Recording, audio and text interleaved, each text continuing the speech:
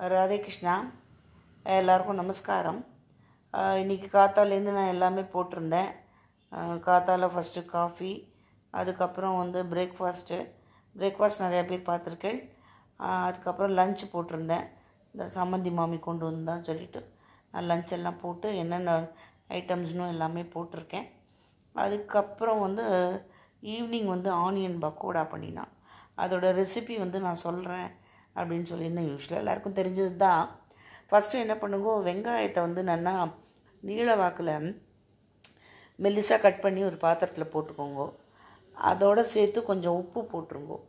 உப்பு போட்டுட்டு இது பண்ணினேன்னா தண்ணி இதில் விடும். அந்த தண்ணியே போரும் நமக்கு, வேறு தண்ணி எதுவும் நீங்கள் சேர்க்காதீங்கோ அதில்.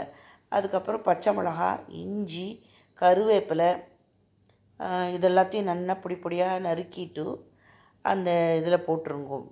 வெங்காயத்தில் கொஞ்சம் நேரம் கழித்து அதிலே தண்ணி விட்டுக்கும் அது. அதுக்கப்புறமா என்ன பண்ணுங்கோ, கடலை மாவு 1 டம்ளர்னால் 1/4 டம்ளர் அரிசி மாவு. நீங்கள் வெங்காயம் நிறையா இருந்தால் தான் நல்லாயிருக்கும். ஸோ நீங்கள் என்ன குவான்டிட்டி எடுக்கிறீங்கிறத பார்த்துக்கோங்க. அதுக்கு தகுந்த அளவு நீங்கள் வெங்காயம் போட்டுக்கோங்க. வெங்காயம் ஆனால் கண்டிப்பாக நிறையா இருக்கணும், அப்போ தான் நல்லாயிருக்கும். பச்சை மிளகாய் நல்லா பொடி பொடியாக, சப்போஸ் காரத்தோடு சாப்பிட்ணுன்னு நீங்கள் அந்த விதையோடு போட்டுக்கலாம். இல்லை காரம் வேண்டாம் அப்படிங்கிறவா என்ன பண்ணுங்கோ, அந்த உள்ளுக்குள்ளே உள்ள விதை எல்லாத்தையும் எடுத்துகிட்டு பொடி பொடியாக கட் பண்ணி அதில் போட்டுக்கோங்க. அது நமக்கு கடிபடும் போது உள்ள வாயில் உள்ளது தான் ரொம்ப டேஸ்ட்டாக இருக்கும் பச்சை மிளகா போட்டால். அதுக்கப்புறம் இதெல்லாம் போட்டு நல்லா பிசிறிடுங்கோ. அந்த தண்ணியே அநேகமாக இதுக்கு போருங்கிற மாதிரி இருக்கும். இன்கேஸ் அப்படி இல்லை வேணுங்கிற பட்சத்தில் இதோடு நீங்கள் என்ன பண்ணுங்க, 1 ஸ்பூன் கார்ன்ஃப்ளவர் மாவு ஆட் பண்ணிக்கோங்க. உப்பு, மிளகாப்பொடி கொஞ்சம் போட்டுக்கோங்க. அப்புறம் லைட்டாக ஒரு மஞ்சப்பொடி, ரொம்ப வேண்டாம். இதுவும் மிளகாப்பொடியும் இதுவும் போட்டுக்கோங்க. அப்புறம் சொல்லிகிட்டே இருக்கும்போது பிரேக் ஆகிடுத்து, ஒரு மாதிரி என்னமோ பண்ணிட்டு. அதோடு நீங்கள் இது கொஞ்சம் போட்டுக்கோங்க. எண்ணெயை நல்லா காய்ச்சி, சோடா உப்பெல்லாம் எந்த இதுக்குமே தேவையில்லை. நீங்கள் எண்ணெயை நல்லா காய்ச்சி விட்டுருந்தாலே போதும், நல்ல கிறிஸ்பாக வரும். அதுக்கப்புறம் நெய்யோ இல்லை எண்ணெயோ உங்கள் இஷ்டம், ஏதோ ஒன்று காய்ச்சி நீங்கள் எடுத்துட்டு இருக்க அளவுக்கு தகுந்தபடி விட்டுக்கோங்க.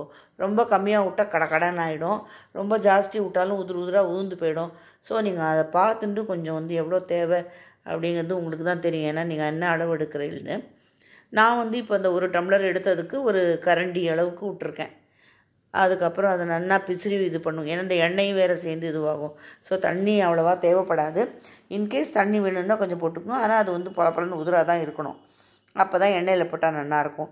அதுக்கப்புறம் இலுப்பச்சட்டியில் எண்ணெயை வச்சுட்டு, அது ரொம்ப பெருசாக முதல்ல வைக்கக்கூடாது. வச்சோன்னா நல்லா போட்ட உடனே தீஞ்சு போயிடும், இல்லைன்னா உள்ளெல்லாம் வேகாது. அதனால் மீடியமில் வச்சு எண்ணெயை சுட பண்ணிவிட்டு இதை போட்டுட்டு கொஞ்சம் லைட்டாக சின்னது பண்ணிக்கோங்க. ஃபுல்லாக போட்டு முடித்த உடனே அப்புறம் பெருசு பண்ணிவிட்டு அதுக்கப்புறம் நல்லா வறுத்துட்டு அதை எடுத்துருங்கோ. கொஞ்சம் கருவேப்பிலை தனியாக வறுத்து அதோட மேலே போட்டுக்கோங்க. அவ்வளோதான், நம்மளோட சுவையான onion pakoda ready. Thanks for வாட்சிங் மை சேனல். ராதே கிருஷ்ணா. எல்லாருக்கும் நமஸ்காரம். தொடரும்.